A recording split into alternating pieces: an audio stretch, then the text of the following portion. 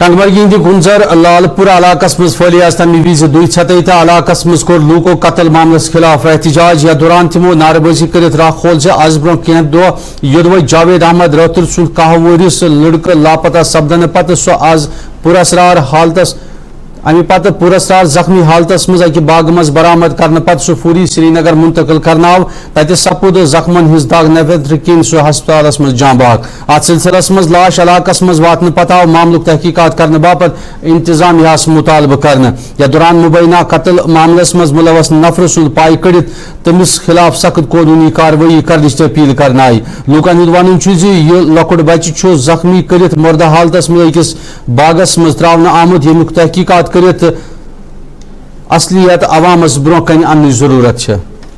ये जावेद फयाज 11 साल बच्चा शाम के वक्त घर से निकलता है। ये कोई 6:30 बजे जो घर वालों ने बताया है।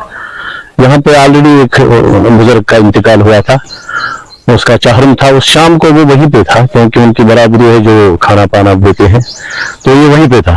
6:30 बजे वहां से निकलता है, फिर 6:30 बजे के बाद ये 8 बजे तक घर वापस नहीं आता है। घर वाले इसको ढूंढ रहे थे बाएं बाएं हुए, लेकिन नहीं मिला।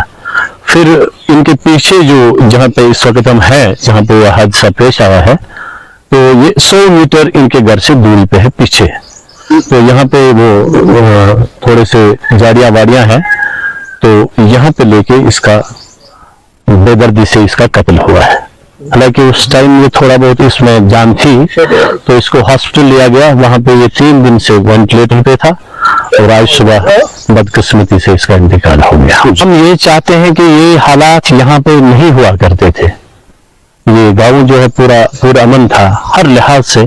यहाँ पे ऐसे वाक़ात नहीं हुआ करते थे इससे पहले, लेकिन बदकिस्मती से अब मुझे लगता है कि यहाँ पे जो चोरियां होती है रोज बरोज, यहाँ पे मतलब ऐसे हालात हुए हैं जो ये बेदर्दाना बच्चे का कत्ल हुआ है।